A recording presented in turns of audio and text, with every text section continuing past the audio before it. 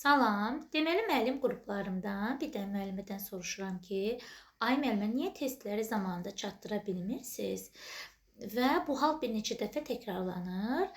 Müəllimə də deyir ki, bəs mənim günlük məişət qayğıları, ailə problemi, nə bilim, uşağın hazırlığı başımı o qədər məşğul edir ki, o qədər fikirlərim var ki, və bu fikirlər mənim zehnimi yorur.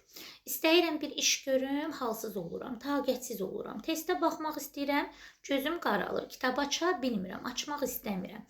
Bu kimi hal yəqin sizdə də olub, məndə də zamanında olub. Baxın, düşüncələr, fikirlər doğrudan da bizim zehnimizi yorur və o enerji bizim bədənimizə, maddi olaraq artıq bizim bədənimizə təsir edir. Biz negativ düşüncələrdən, bizi yoran düşüncələrdən, lazımsız fikirlərdən qurtarmağı bacarmalıyıq. Ən azından anında olmağı bacarmalıyıq. Məsələn, dərsdəsinizsə dərsə köklənin. Film izləyirsinizsə o anda filmin dadını çıxarın. Yəni orada qalın da, anında qalın. Məsəl üçün, məktəbdə şagirdlərə dərs deyirsinizsə, anında orada müəllimsinizsə və yaxud hüquqşünas, indi bilmirəm də, hansı sahədəsinizsə, orada anında orada qalmağı bacarın. Yoxsa fikirlər sizə axıb geri atar, hər bir sahədə olsaz belə. Deməli, burada mənim yadıma bir oxuduğum maraqlı hekayə düşür. İki bilgə yol gedirlər. Bilgələr də bilirsiniz də, dini inancları güclü olan, öz devrinin savadlı insanlarıdır, digərlərindən fərqlənən savadlı insanlardır və iradəli insanlardır. İki bilgə yol gedir. Baxırlar ki, çayda bir qadın boğulur və yardım istəyir.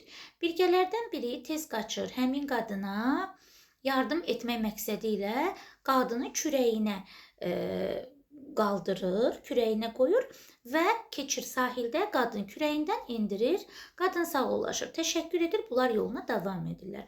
Amma digər bilgə bunu izləyir, axı bunların inancına görə qadına toxunmaq olmaz və böyük günahdır. Digər bilgə bunu izləyir, 1 ay, 2 ay, 3 ay, 4 ay bunu ürəyində saxlayır, beynində saxlayır fikirlər, ağır düşüncələr, nələr və məqam axtarır ki, bu digər bilgəni gözdən salsın və yaxud da fikrini desin. Deməli, aylar keçir, günlər keçir, bilgələrin toplantısı olur. Həmin yardım etməyən, izləyən bilgə qalxır, deyir ki, bəs sən o vaxtı qadına yardım etmək məqsədlə sən qadına toxundun. Bəs sən bilmirsən ki, bizim dini inancımıza görə qadına toxunmaq olmaz. Bəs sən böyük səhv etdin, böyük günah etdin, böyük yanlışlıq etdin. Qadına toxundun, qadını kürəyində daşıdın. Yardım edən bilgə də deyir ki, bəli, doğrudur, mən səninlə razıyam. Mən o zaman qadın məndən yardım istədi, mən onu kürəyimdə daşıdım, kürəyimə qaldırdım, daşıdım, gətirdim sahilə, qadını kürəyimdən endirdim, o da təşəkkür etdi, yoluna davam etdi. Bəs sən nədən hələ də o qadını kürəyində daşıyırsan? Aylar keçib, nədən hələ də kürəyində daşıyırsan?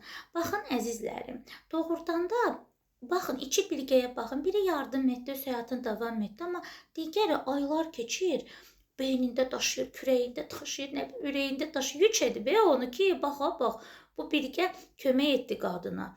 Buna görə bu pisdir. İndi cəmiyyətdə belə insanlar yoxdur. Vallahi iş yerimizdə də var, kollektivimizdə də var, nə bilim, yəqin ki, sizin də ətrafınızda var. Baxırsan, yəni məqam axtarırlar ki, kiminsə kürəyindən vursunlar, kiminsə bir dənə mənfisini görsünlər, onu böyütsünlər, kiminsə negativini görsünlər.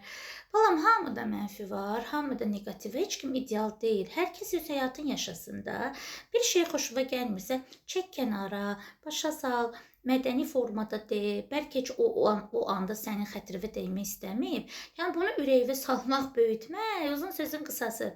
Özünüzü üzməyin belə şeylərlə. Deyəcəksiniz, müəllimə, sizə nə bizim halımızdan?